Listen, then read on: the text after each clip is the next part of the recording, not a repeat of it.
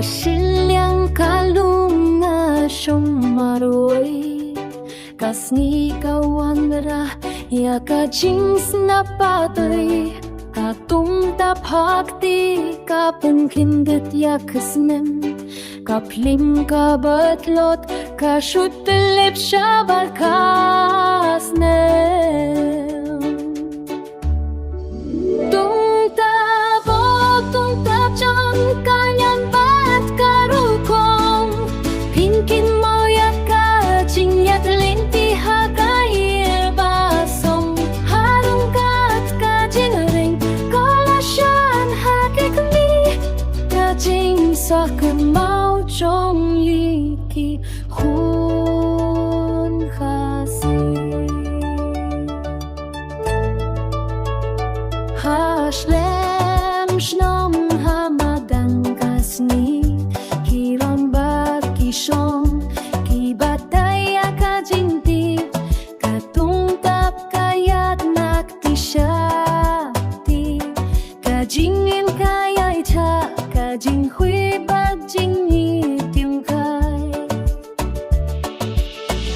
Yun day tang kaduma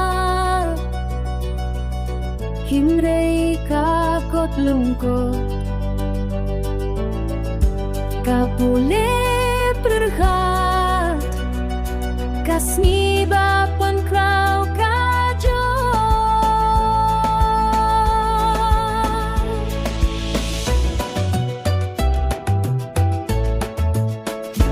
Kasur kasoksat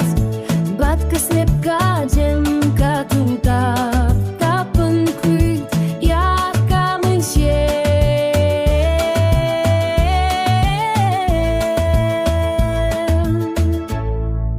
Tung tabo tung tabjong kanyang bat karukong Pinkin mau ya kajing yat linti hakalyer basong Harung kat kajing kalasyan hakikmi Kajing saken mau jong liki hung kasi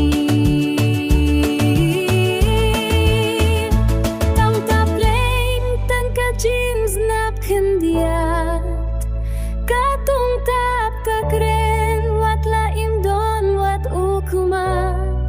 Kapertei kakela Hinrei kane kaslem Katung tap kaneh kung unong to Tananasnem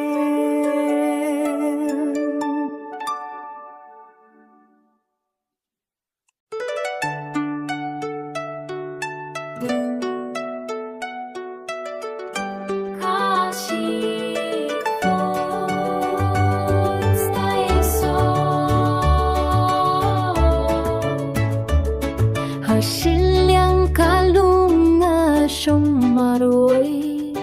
kasni kawan ra ya ka jings na patoy katung taphakti kapun kindet ya kasnem